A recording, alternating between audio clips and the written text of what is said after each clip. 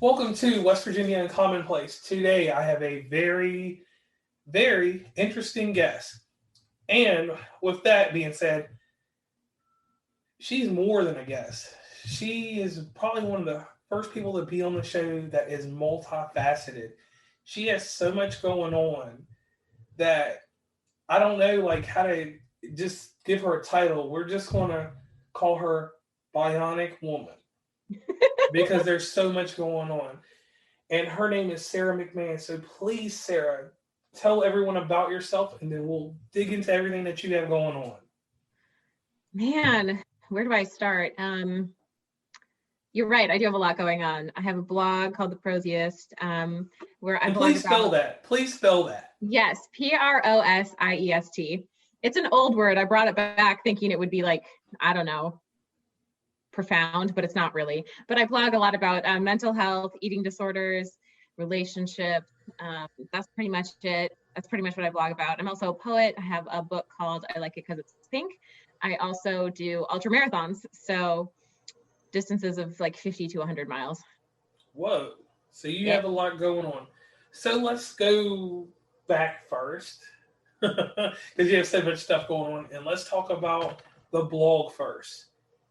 What made you want to start doing a blog? Yeah, that's a good question. I've been writing since I was really young, like 12.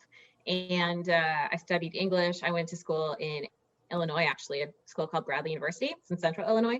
Okay. And so I studied English. I graduated with my master's and I got a job in the nonprofit space. And I was just like, wanted to do something more than just work a 9 to 5. So I started blogging and I started writing primarily about my eating disorder. And I got a lot of like positive feedback. A lot of people asked me questions. And so I just kept it going and I blog twice a week. I publish on Thursdays and Sundays. And it's just been, I mean, it's fun for me. It allows me to be creative. It allows me to explore different topics that I'm interested in. So I just really enjoy it. Okay. And in this interview, or this podcast, as I like to say, it's really not an interview. Um, I'm going to ask you something about one of your blogs because I found one that kind of I like, and I just want a little insight on that one. All right, so let's move on to another facet of who you are. You are a poet. Now, let me put this out there for my audience, which is your audience now. A poet. A poet is a very hard concept in this day and age. 25 years ago, a poet meant someone that wrote almost sonnets in some instances and other forms of poetry. Because I consider a sonnet poetry. Do you not? Yeah, no, that's a Okay. poem. So now I want you to describe to me your poet and how you became a poet.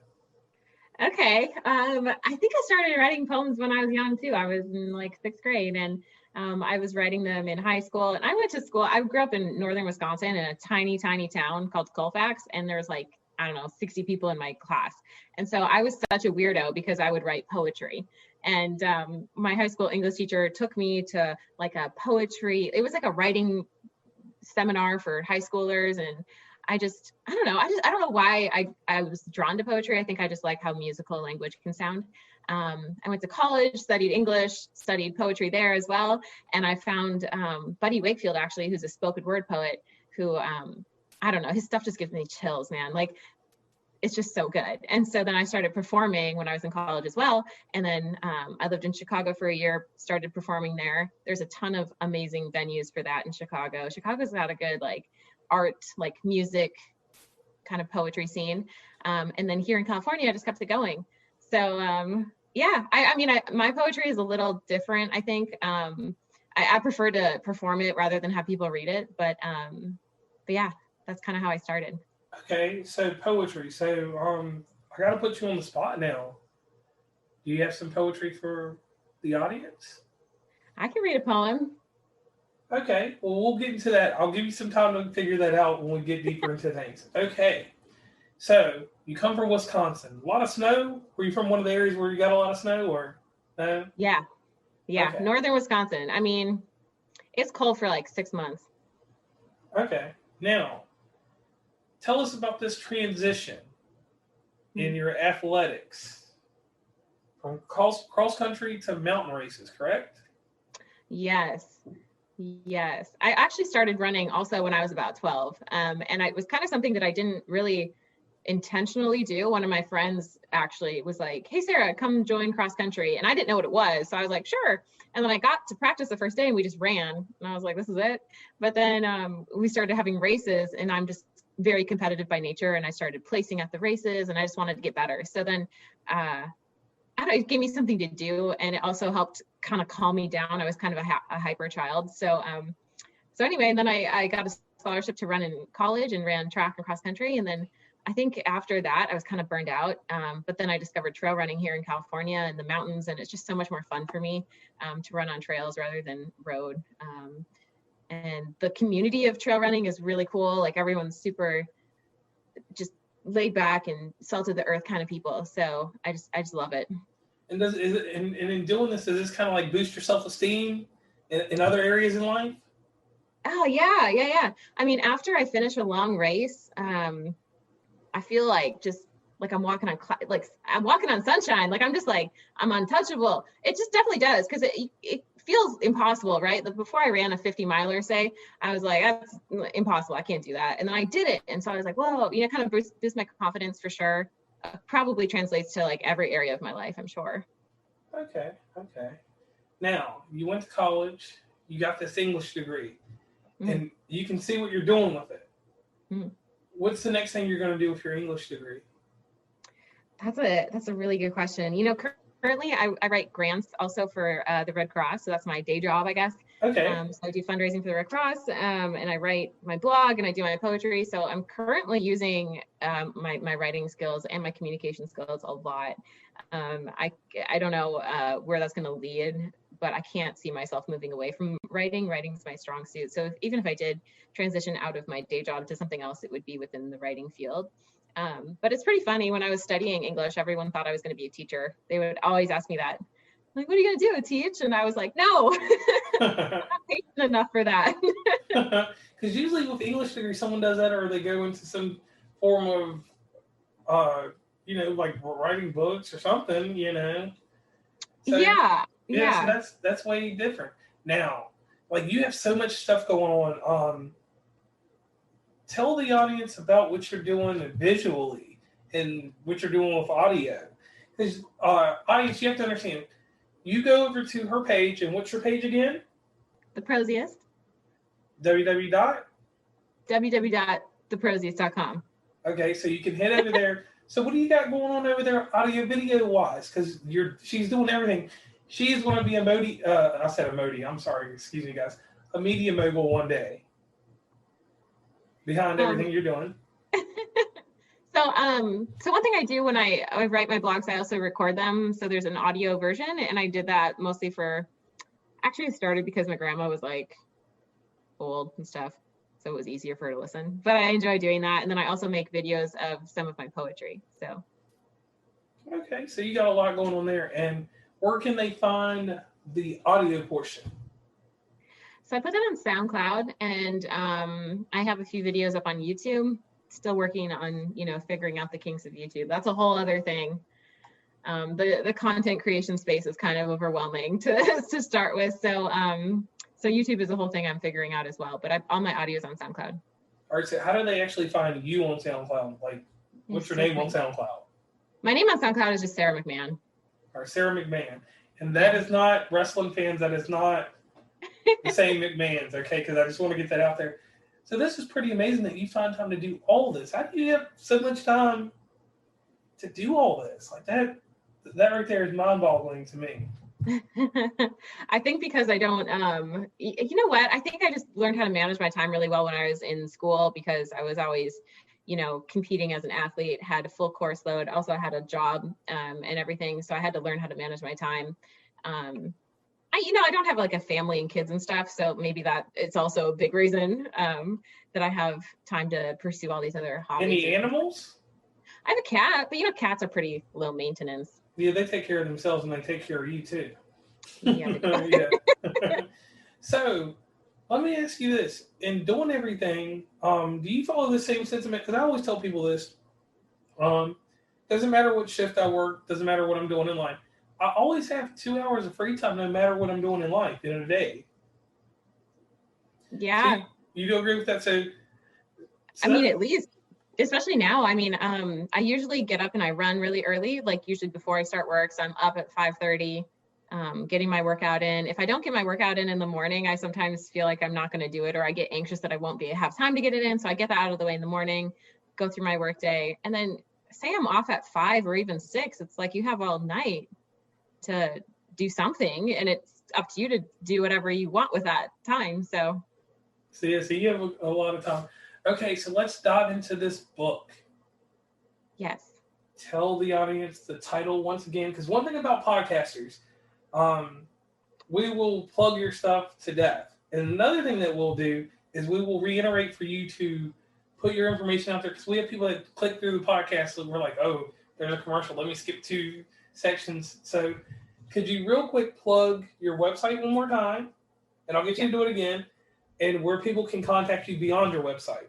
Because the thing is that, and I don't understand this with technology, you tell someone that you're here on this platform, but they want you over here on that platform. Sure. So my blog is probably the easiest way to find me. It's www.protheus.com. My book is called I Like It Because It's Pink. You can find that on Amazon if you Google I Like It Because It's Pink. I also have a poetry page on Instagram that's just Sarah McMahon Poetry. And my Instagram name is actually McMountain. So there are many ways to find me. Okay. So that works out there. Because that's just one thing I want to reiterate. So let's get into this book. What made you decide that you needed to write a book? What made you feel that it was time to get a book out there? So about probably just over 2 years ago, no, probably 2.5 years ago, I was engaged to somebody and we broke up, and I was in California and I didn't know anybody.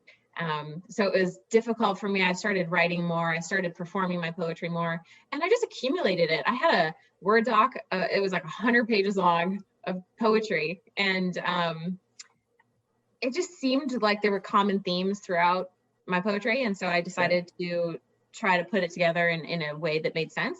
So I worked for a while to try to put the poems together in, sections and stuff like that. So it's actually split into 4 parts. There's good love, there's bad love, there's self-love, and there's family love. And the family love part is probably my favorite part, because it's all about how I grew up in rural northwestern Wisconsin. And I grew up poor. And so it seems like a pretty universal experience to grow up poor. And so I decided to put it together in a book. And I'm very happy with how it turned out. So.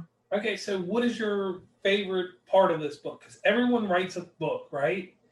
And they write sections that are part of self-healing. And obviously, every portion of this was self-healing for you, correct? I think so. Yeah, I think so. Okay.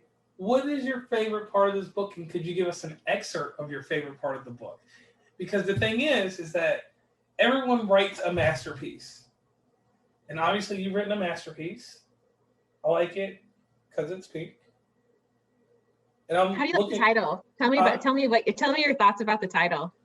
The title, to me, I don't like.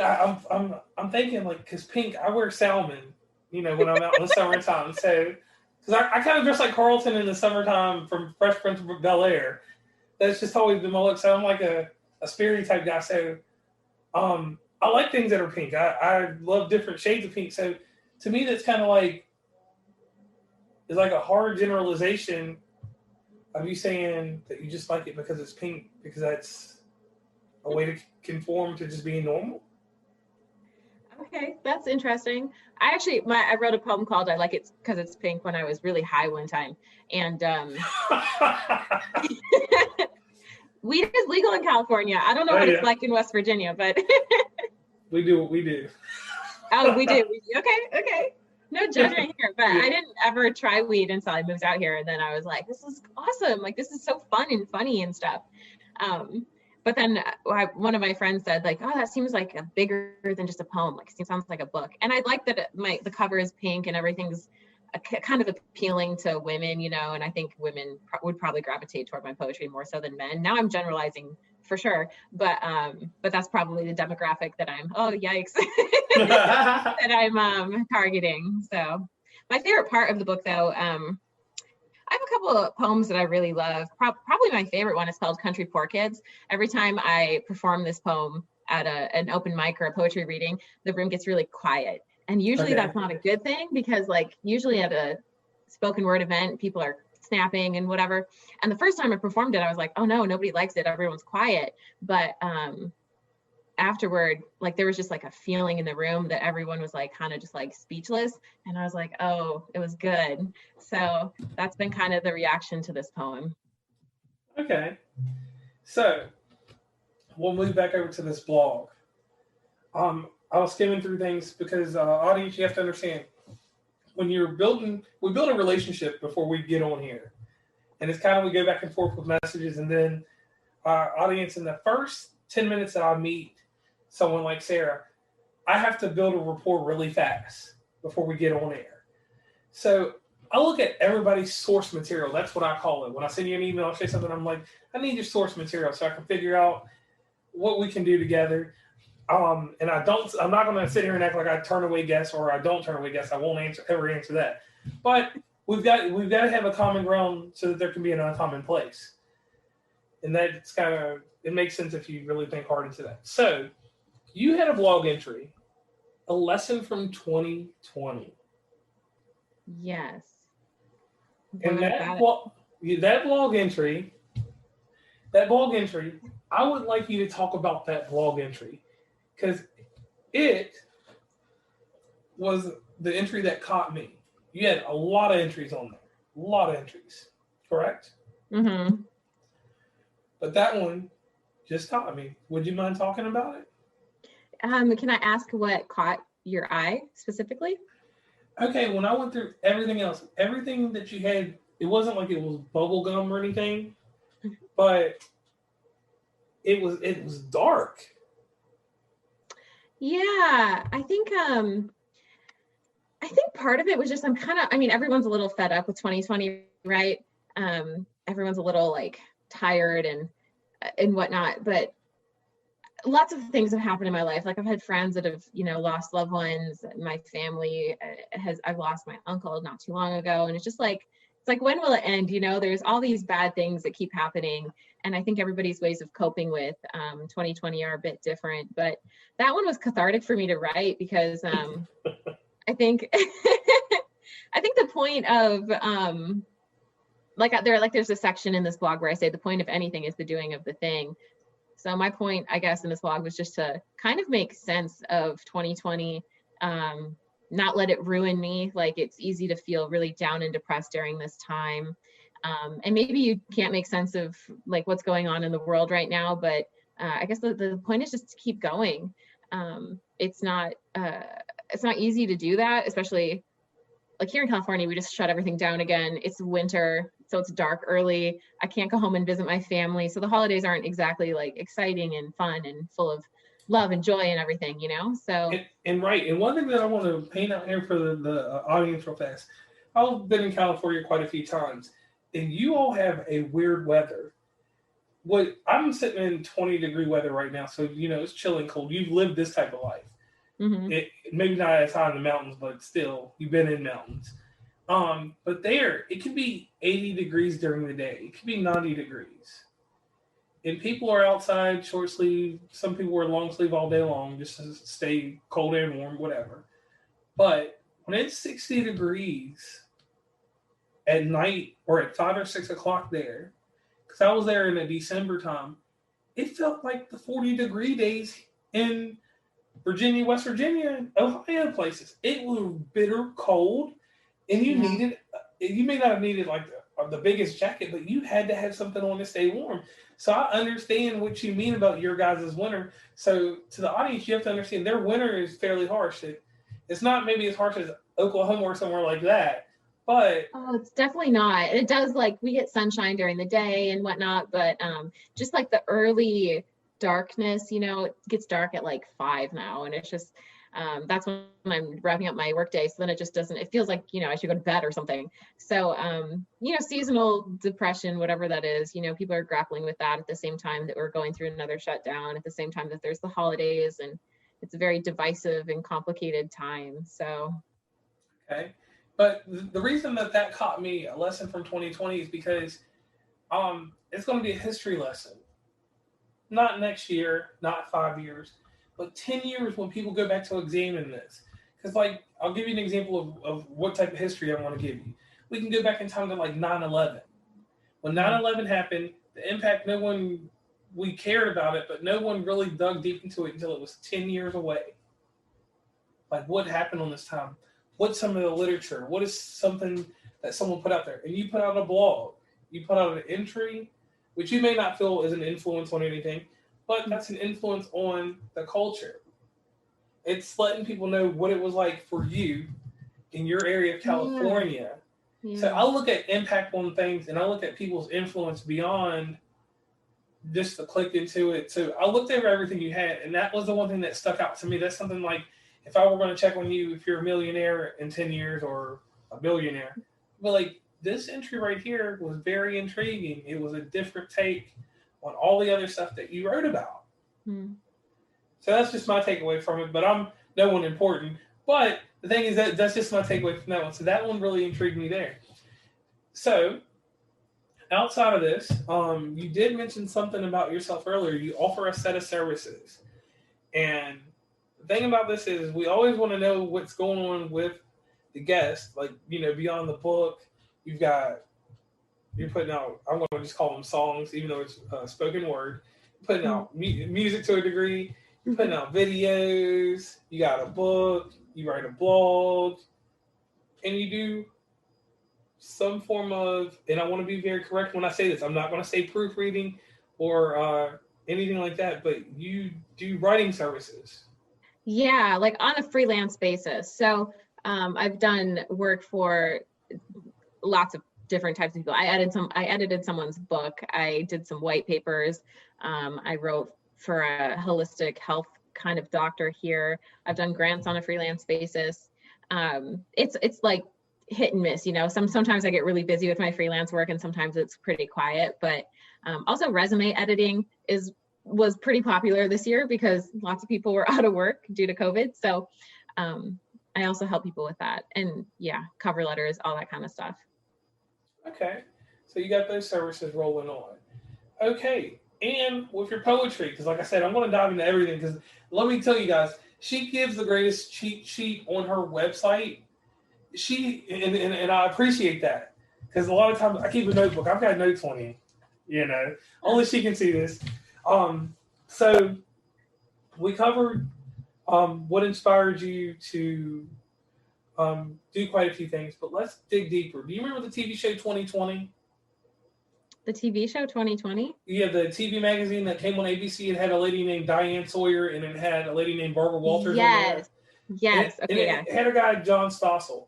Well, now it's time for us to get into the more in-depth and serious questions. I don't know. I'm a little tongue-tied. All right, so you poked around this item, but I'm going to bring it out there: the eating disorder. Mm-hmm. That is something that is really major, just like other topics in eating disorder.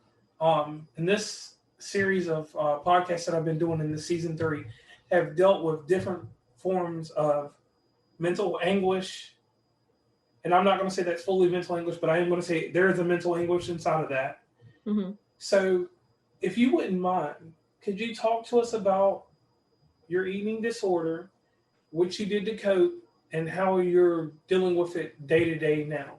Because see, the thing is with people always tell about their downfall and they tell about their rise, but no one tells about that second downfall and then the stability that comes afterwards. Yeah. My eating disorder, I think, started when I was really young. Around age 10, I kind of became aware that I guess the size of bodies mattered and people would judge people by the size of their bodies. And that was probably like things I heard my family say or things I saw in magazines or on TV and stuff like that. And I started running at age 12, and then kind of used running as a way to control my body in a way. I also stopped eating dessert. Like I had some disordered behaviors pretty young. When I was 18, my mom had cancer. She's okay now. She's in remission. Yay. Okay. But she was in the hospital. My dad was staying with her. My brother and I were home alone, and I was just like overwhelmed by emotion. I didn't know what to do. And I started binging. And then because I felt so guilty from binging, I started purging. So I went from kind of restricting food really heavily to binging and purging, which is actually pretty common for people with eating disorders. If they restrict for a long time, then they can't like their body just needs food. So then they start binging, and I started purging. And then I went away to college, and, you know, I was a college athlete, and in a sport where your body size is pretty scrutinized, and my coaches were pretty harsh about body weight and stuff. Like they told me to lose 20 pounds before I went home for a summer after my freshman year. And I was a healthy weight. Like I was like 130 pounds. I wasn't overweight at all. And they're like, you'd be faster, you know, if you lost a bunch of weight. And so I took that to heart, and I started restricting even more. And a lot of my teammates were doing the same things. They were, you know, eating way not enough food for the amount of activity we were doing. I was running like 70 miles a week. Whoa. And in the weight room and stuff like that. Yeah. And so I got really, really tiny, got really fast for a short amount of time. And then I got hurt. I actually had to have hip surgery when I was like 22. Whoa. Yeah. I was way too young for hip surgery. But after that, that's when I got my lightest, actually, because I couldn't work out at all. So I just kind of stopped eating. And it sounds like not as bad when I'm talking about it, but when you have a mental disorder, like an eating disorder, like I was so socially isolated. I was unhappy. I thought about food all the time. I remember like throwing up and then just crying because I felt so like alone. And I sought help when I was 22 because I ordered some diet pills from Amazon, and my boyfriend was living with me at the time, and he opened them and he's like, "What's wrong with you?" And I was like, "I think I need help." And so I went to our campus like counseling center, and I talked to a counselor there for like 4 hours. Like it was a long time.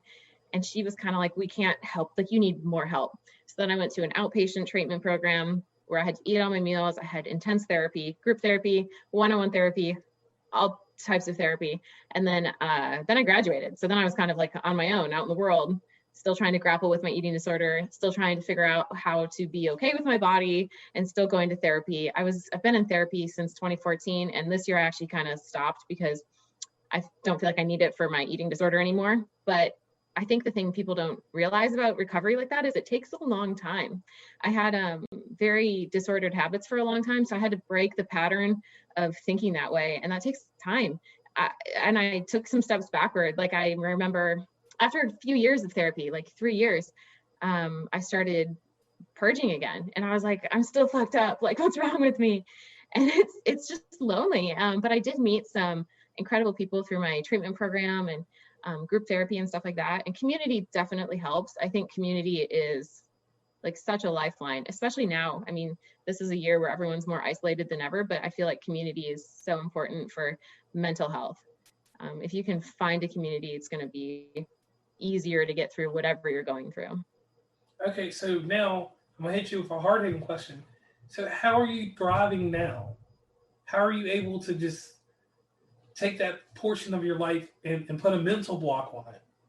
I think I just got tired, honestly. You get tired of caring so much and being so isolated and so alone. And, you know, I got to the point where I was tinier physically than I ever been, and I was not happier. So I kind of figured out that wasn't the answer, you know. I'm also still an athlete. Like I still run and I do these long races, and I need to fuel my body in order to perform well. So there's a little bit of an incentive for me as an athlete to fuel my body so I can do what I love to do. So yeah, I think now I notice whenever I get kind of focused on how my body looks or get obsessed with food or whatever, there's something else going on. And I've learned that through therapy. So yeah, I think my ability to put it behind me is just kind of accepting it as part of me and who I am, and not trying to like separate it from the rest of my life. It's just here, and it's part of me now. Okay. And I appreciate that, because one thing that people don't always notice when they're on these podcasts and when they're doing this stuff is that you just help somebody.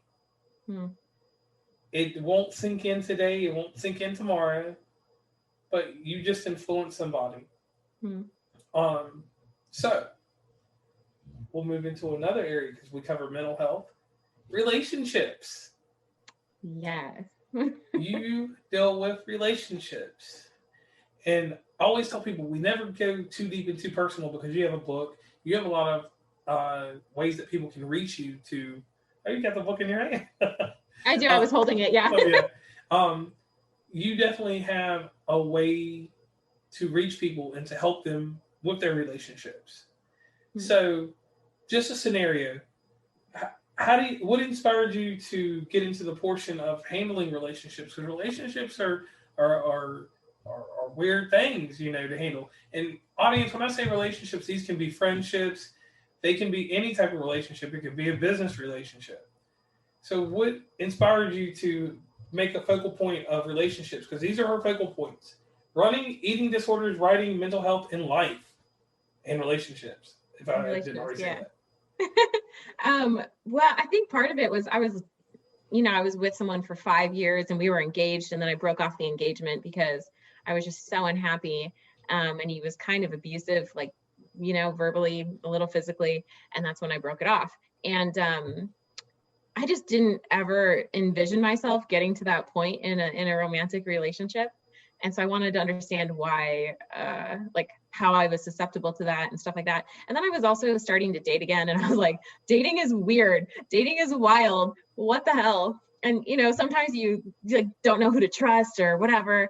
And I think the secret to any successful relationship is just having boundaries, like friendships, businesses, parents, family stuff, just having solid boundaries and really knowing yourself and liking who you are. I always say you should be your own best friend. Otherwise, you're not going to be happy. Like, if you're not happy by yourself, then you're not going to be happy with anyone else. And whether that's like family or a relationship or whatever. And I follow the motto that's real simple: learn me or I'm a lesson. Oh, okay. Yeah, because that as you get older, you'll understand that more. You understand it now, obviously. But if I had known that in my early 20s, a lot of heartache, heartbreak probably would have never taken place. But that's one thing: keep with you. Learn me or I'm a lesson. And if you let someone know that from the get-go, you'll start learning if you're the lesson or if that person's learning you. And it cuts so much. And I hate to use a piece of meat as an example, but it cuts so much of the fat off. That's just one thing in general that I follow. And, we all have other methods. I think another important thing is just following your intuition. Like, I have got gut feelings about people and then kind of ignored the gut feeling and continued a relationship, and then it always ends in a disaster, hurts me or whatever. But if I just listen to my gut instinct or my intuition early, it's never been wrong. So like, when someone is respecting you or not, or when someone's good for you or not, you know what I mean? So. Yeah, it's an intuition. It's a little thing that you just have, and sometimes we ignore it because I always call it the whirlwind of romance. Yeah.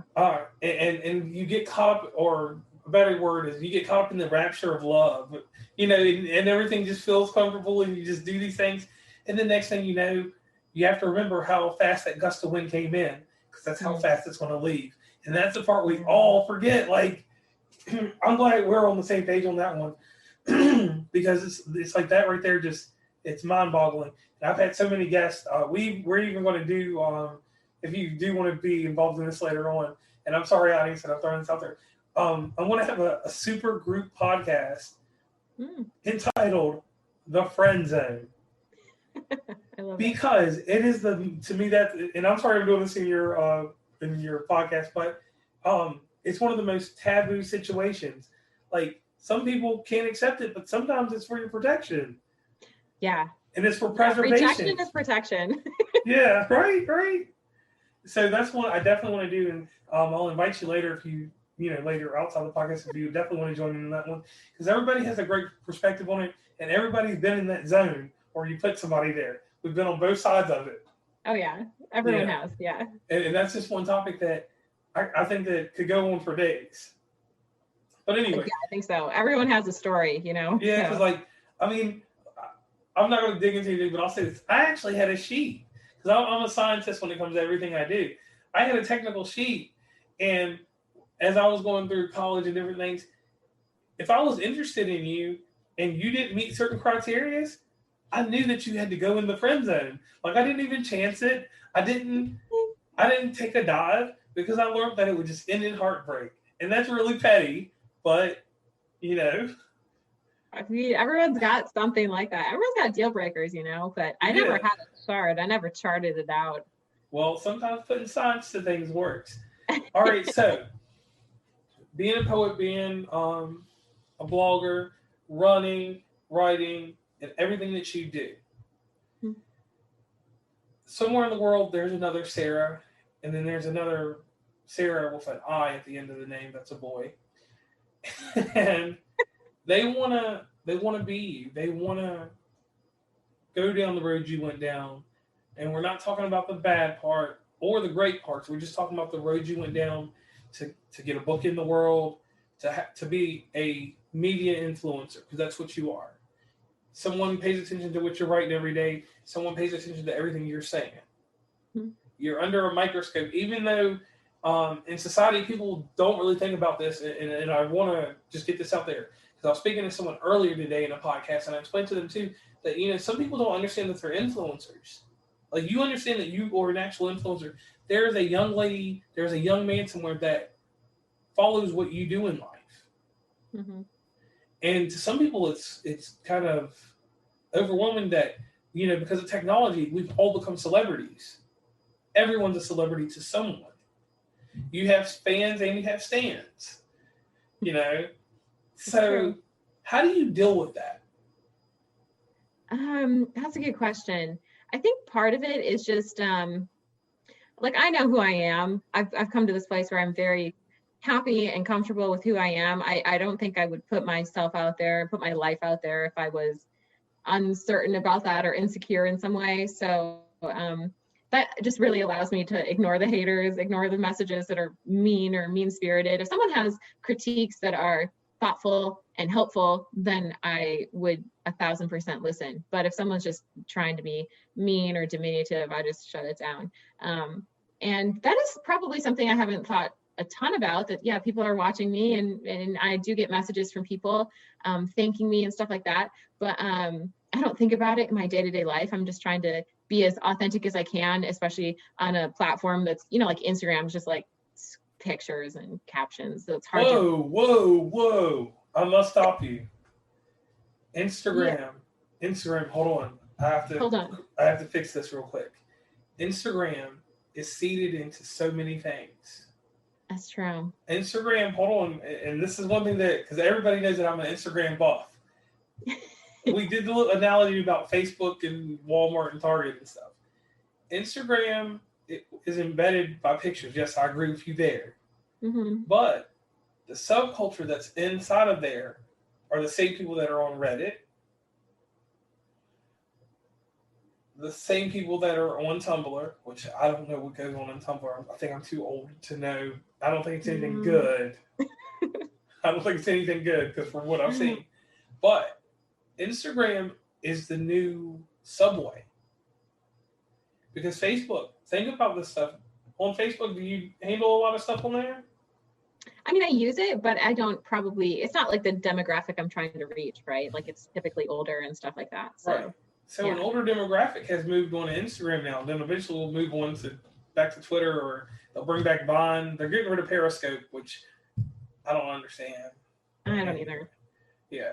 But go ahead and say what you were going to say so that I can hear. I apologize for interrupting you.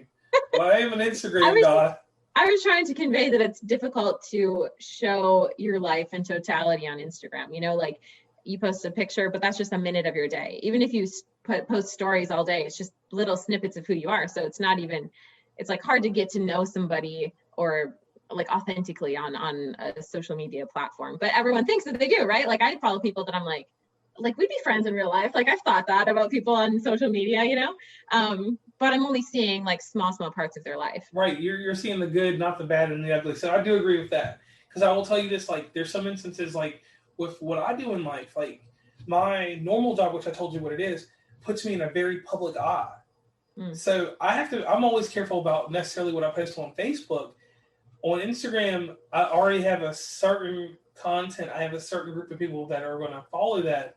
And then with the listeners, they're everywhere. So that's why I asked you about your influence, because I didn't realize how much of a microscope that I lived under until I was out in the public. Because with my job, I'm in so many different cities.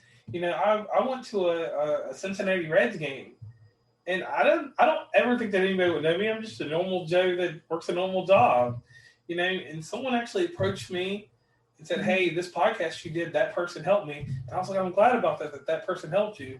I'm just the gateway, you know." So being a social media influencer, that has to be a lot to take in. And I hate that I did something bad here, because now you're taking it in. Yeah, and I'm thinking about it, but I don't have I don't have that many followers. I'm not like a huge presence on social, but well, let me give you another bit here, because I like talking with you, because you're very insightful and you take in a little bit. If you have 25 people that follow you, okay, those 25 people have 25 people that follow them. Mm-hmm. Those 25 people, at least when it keeps trickling down, even if they're not following you, someone's saying something about you or talking about this picture, and they're showing it to more than just that one person that's on your page. So you have a lot more followers than what's on your account. And I had to learn that the hard way. I know that sounds kind of crazy, doesn't it? But it makes sense, though. Yeah, it does make sense. And people can see my page without following me as well. It's not private. So, but you have analytics for that, though. Your analytics will show you how many people, and depending on how deeply integrated you are on that one. Okay. Now, there's a portion of my show. I hope that you did not listen to the show yet. Because if you hadn't, that's fine. I'm not going to hold any grudges. I might hold a grudge later. But anyway, here's the thing. This rapper out of New York, he's big on Spotify right now. His name is Drop Top Dre. This guy's amazing. He can rap, whatever. But he can solve a Rubik's Cube in 40 seconds. Like, what? Bam, bam, bam. It's crazy. And he told that on the show. That was his secret talent. Another young lady came on, and she said that something that will drive her insane, which will make her wreck a car, is the sound of a carbonated drink opening in a commercial. In real life, it mentally breaks her down, and she's ready to flip it out and tear up the world. Another instance, a lady told me that she goes to Goodwill stores, buys artwork, and puts glitter and rhinestones on it and resells it. Hey, whatever works, man. Yeah. Yeah. So here's the deal. Every guest that's on the show has to tell either a secret or a talent that no one knows about. That nobody knows about? Right. And so this is how I help you get time to think about this. I will tell the story of me real fast. And I do this on every episode in different ways. Okay. For me, I'm from the state of Virginia, so we're a vegetable strong place. I'm a pretty tough guy in that instance. So I'm a hearty eater. I eat vegetables. I eat rhubarb. I eat parsnips, which is, to people, that's just a cousin of the potato. Yes. I'll eat alfalfa grass, but I will not touch a beet. Huh. If you have beets at your house and you invite me over and you serve them, I will unfriend you in real life. If you send me a picture in Facebook Messenger, I will still be your friend on Facebook, but I will block you on Messenger.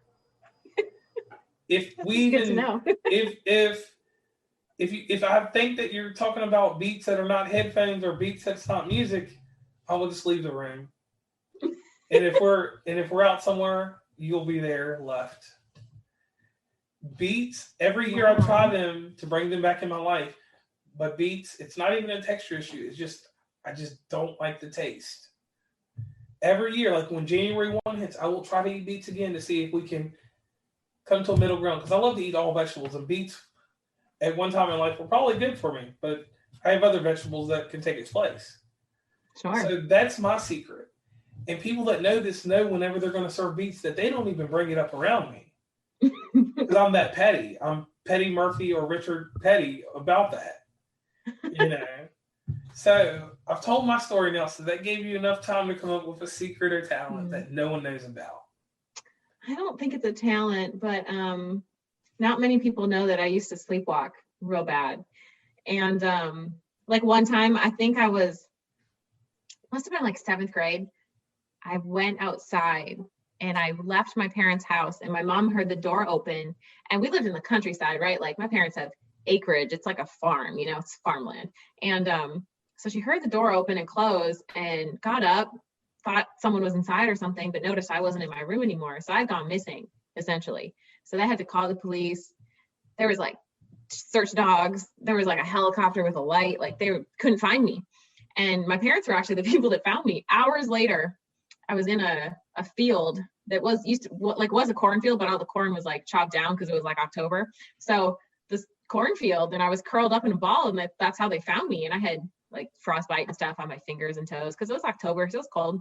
And then they put an alarm on the door. Yeah, but I did all sorts of weird things. Like I woke up one time on the kitchen counter with my head in the butter dish. Like crazy shit. Like I just would, sleepwalk. I grew out of it though, thank God. Okay, so I don't glad. really... I was about to say, do you have a life alert?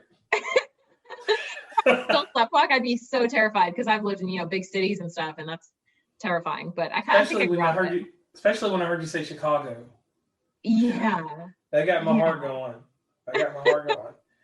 Okay, Sarah, I want to thank you for being on West Virginia Commonplace. This has been really awesome. And I hope to have you back later on, because the one thing with people that's amazing is we're always growing, we're revolving and evolving at the same time. Both of them, just like that. So, to close this out, is there anybody you want to give a shout out to? Because there's someone that helped make Sarah McMahon. It wasn't all just you, out there running 3.1 miles. Is that cross country still? Yeah, we ran. Yeah, 5K, that's 3.1. Yeah. All right. Yeah. And what are you always doing this 3.1 in life? Somebody was helping you somewhere. Or giving you a Gatorade bottle. I think I would give a shout out. I'd have to give a shout out to my parents. My parents are so great, man. They were such loving, awesome parents. My mom is like, she's like, I want to be her when I grow up, So mom and dad, shout out to them. I love them. Okay, yeah. And once again, I want to thank you for being on West Virginia Commonplace. Thank you. Thanks for having me. All right.